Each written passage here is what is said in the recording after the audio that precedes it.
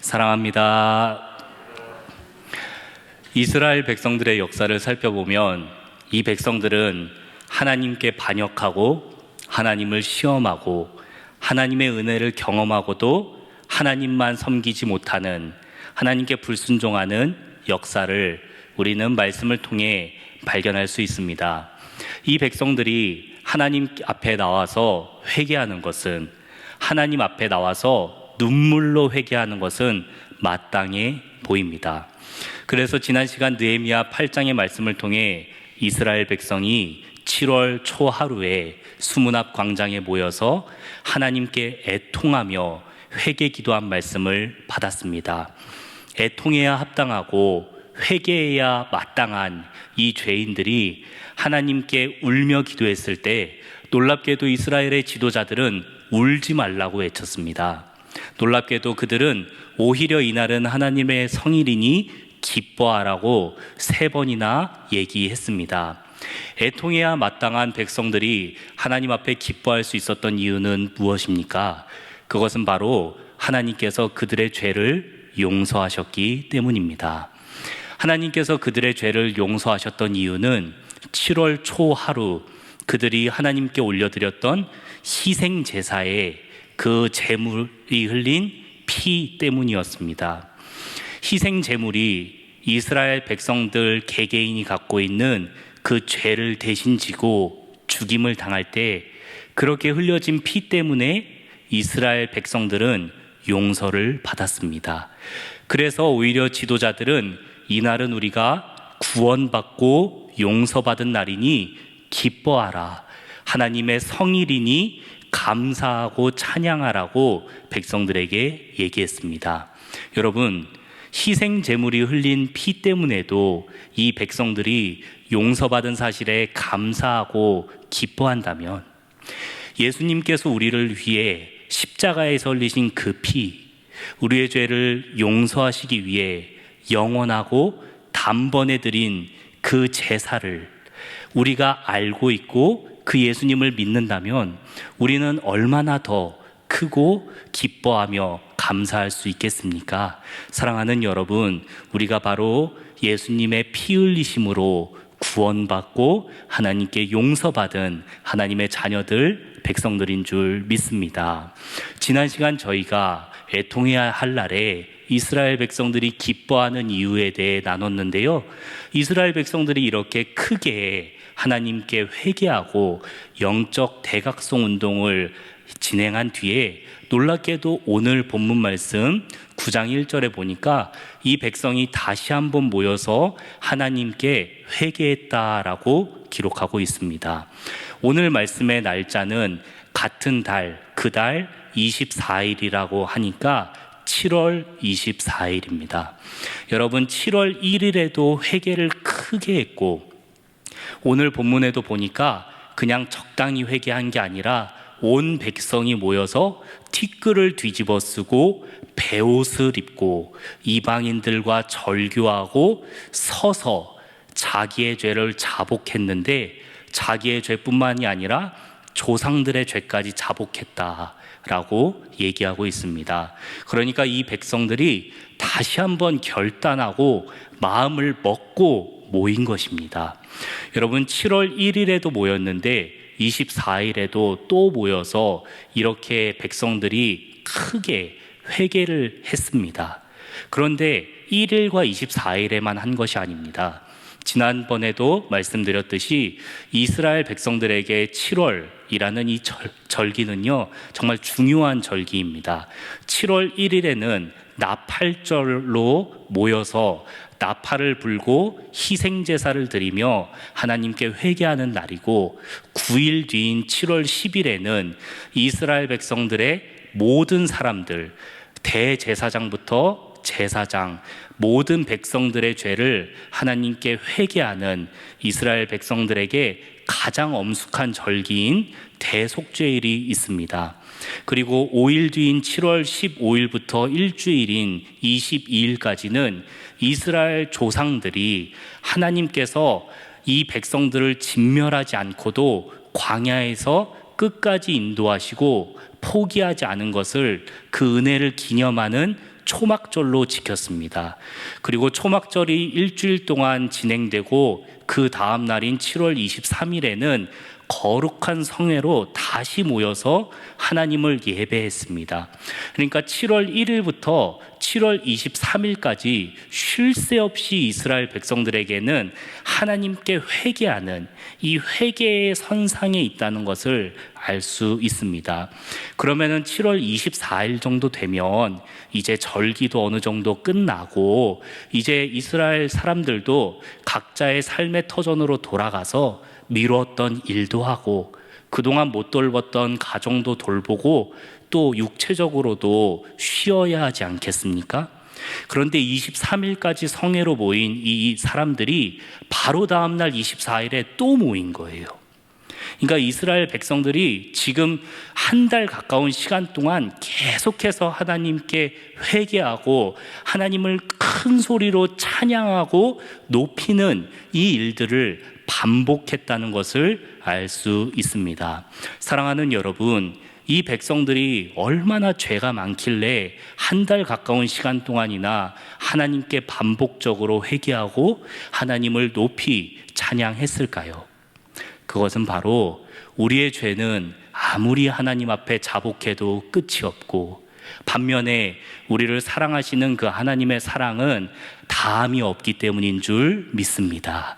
그래서 이스라엘 백성들은 하나님 앞에 모여서 하나님께 자신들의 죄를 자복하고 하나님을 찬양했습니다. 오늘 본문에 보니까 이 백성들이 함께 모여서 하나님께 예배하는 이 광경이 총 4가지 정도로 나뉘어지는데요. 먼저는 하나님의 말씀을 들었다라고 합니다. 율법책을 들었고요.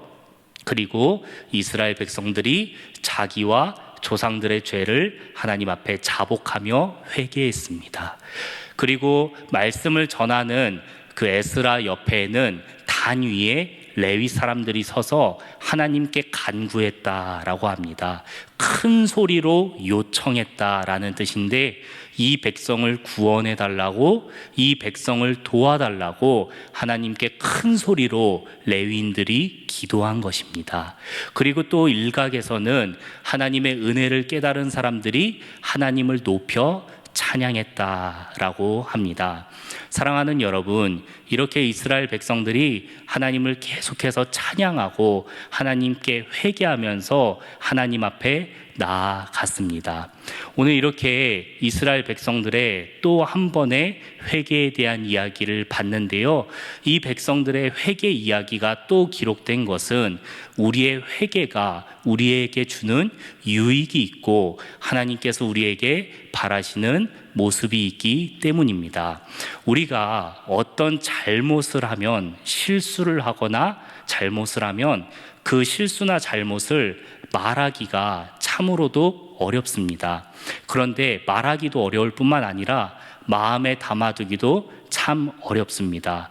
그런데 이스라엘 백성들의 실수와 죄는 계속해서 반복이 되고 이 백성들은 이 에스라서와 느헤미야서의 이 죄를 반복해서 하나님께 회개하고 또 결단하는 장면을 보여줍니다. 이스라엘 백성들이 하나님께 이렇게 반복해서 회개하고 용서를 받고 또 결단할 수 있는 이유는 무엇이겠습니까? 그것은 바로 하나님께서 이 백성들의 죄를 다 아시고도 이 백성들이 또 죄를 지을 것을 아시고도 이 백성들의 회개를 받아주시기 때문에, 이 백성들의 죄를 용서해 주시기 때문에 이들이 반복적으로 회개할 수 있는 것입니다. 이스라엘 백성들의 회개하는 이 모습을 보면 우리가 잘 알고 있는 웨스트민스터 신앙고백서 15장에 나오는 생명에 이르는 회개의 내용과 비슷하다는 것을 알 수 있습니다. 신앙고백서에서는 이 생명에 이르는 회개에 대해서 어떻게 얘기하는지 한번 확인하시겠습니다. 생명에 이르는 회개로 말미암아 죄인은 다음과 같이 행한다. 첫째, 자기의 죄가 위험할 뿐 아니라 더럽고 추하여 하나님의 거룩하신 성품과 의로운 율법의 위배됨을 느끼게 되고, 둘째, 그리스도 안에서 회개자들에게 베푸시는 하나님의 긍휼을 깨닫게 되고, 셋째, 따라서 자기의 범죄한 것을 비통하게 생각하면서 그 죄를 미워하게 되고, 넷째, 그 죄를 떠나 하나님께로 돌아가게 되는데, 그 목적은 그가 하나님과 함께 모든 계명대로 행하려는 것이다. 이렇게 웨스트민스터 신앙 고백서에는 생명에 이르는 회개에 대해 얘기하고 있습니다. 회개의 목적이 무엇이라고 되어 있습니까? 하나님과 함께 하나님의 계명에 순종하기 위해서 그가 회개한다 라고 되어 있는 것이죠. 하나님의 말씀을 듣고 하나님께 회개하는 사람들은 그 궁극적인 목적으로 하나님과 함께 하길 원합니다. 그리고 하나님의 그 계명에 순종하길 원합니다. 그런데 이 이스라엘 백성들이 바로 그렇게 하겠다고 지금 결단하며 회개를 한 것입니다. 이렇게 이스라엘 백성들이 결단하고 회개하고 하나님 앞에 모여서 하나님을 높이 찬양했는데요, 이 백성들의 마지막 이야기가 어떻게 끝이 날까요? 느헤미야 13장 마지막 부분에 보면 이 백성들은 하나님께 맹세했던 대로 살지 못했다라고 비극적인 결말을 맺습니다. 뿐만 아니라 여호수아의 마지막 부분에서도 이스라엘 백성들은 하나님만 섬기겠다라고 얘기하고서도 그렇게 하지 못했다라고 되어 있고, 사사기서에 보면은 사사가 등장할 때마다 하나님의 뜻에 합당하게 살려는 것 같다가도 그렇게 하나님을 섬기지 못하고 다시 죄를 짓는 모습이 반복됩니다.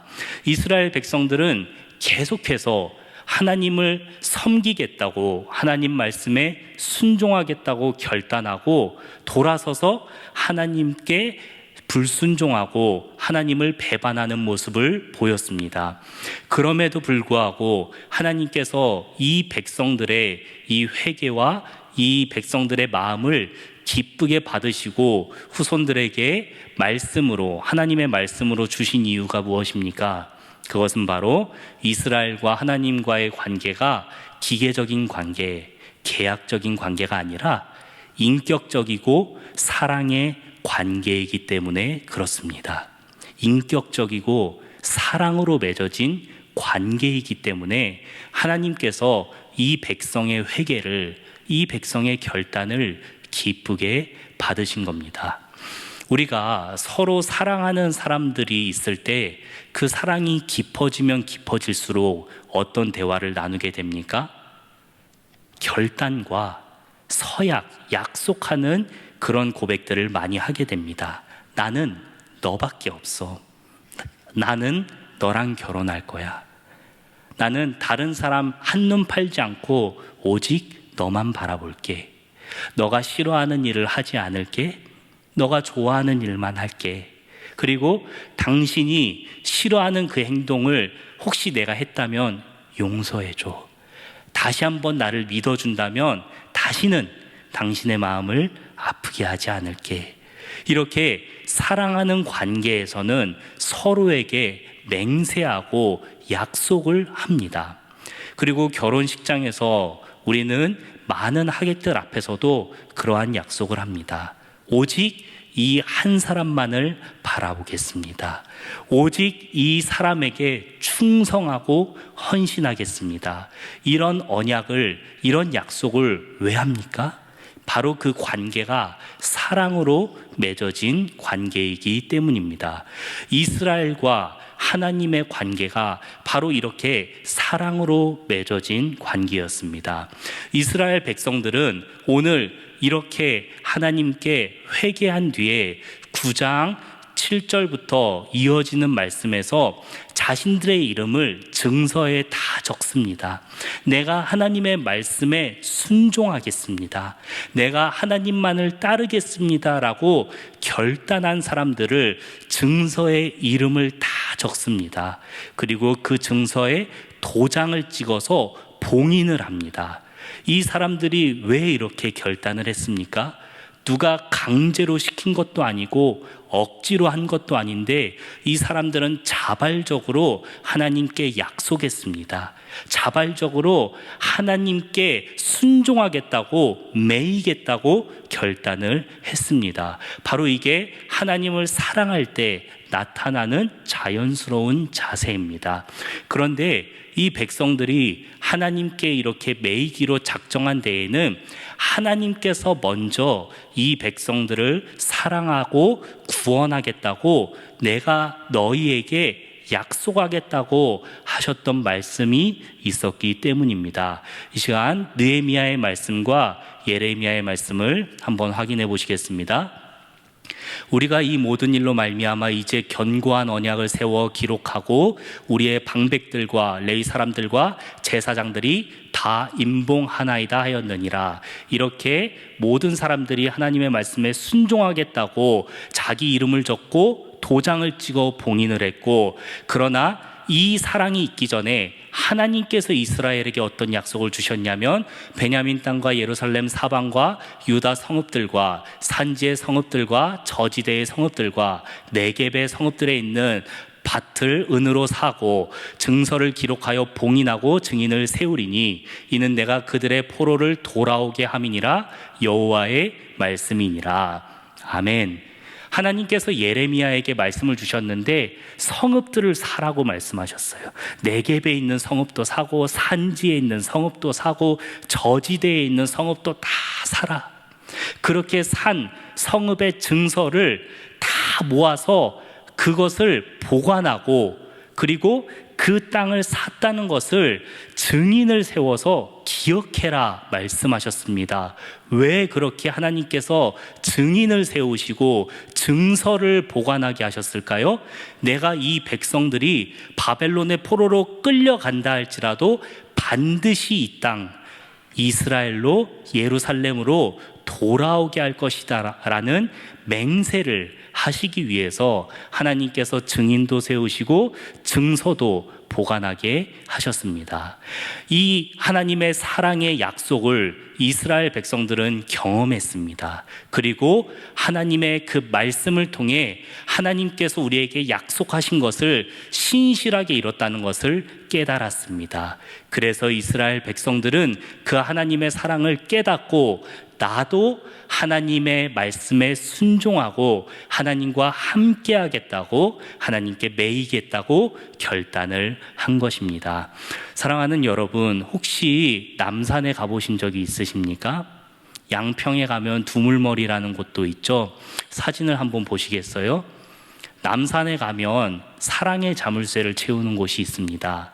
두물머리에 가면 소원의 돌을 보관하는 데가 있습니다. 네, 내려주셔도 됩니다. 이 남산에 가면 저 자물쇠에 우리가 언제 이곳에 왔습니다, 이런 기록들을 남기고, 또 두물머리에 가면 저 소원을 적는 돌에 누구와 누구의 사랑이 영원하게 해주세요 라는 글들이 많다고 합니다. 여러분, 이 사람들이 이렇게 사랑의 자물쇠를 채우는 이유, 이 사람들이 돌에 우리의 사랑이 영원하게 해달라고 적는 이유가 무엇입니까? 사랑하기 때문입니다. 사랑하기 때문에 서로에게 매이기로 작정하고 기뻐하며 결단할 수 있는 것입니다. 그게 바로 사랑의 특징이고, 오늘 이스라엘 백성들이 하나님 앞에 회개하며 하나님께 매이기로 작정한 이유입니다. 말씀을 맺겠습니다. 이스라엘 백성들은 하나님께 매이기로 작정했습니다.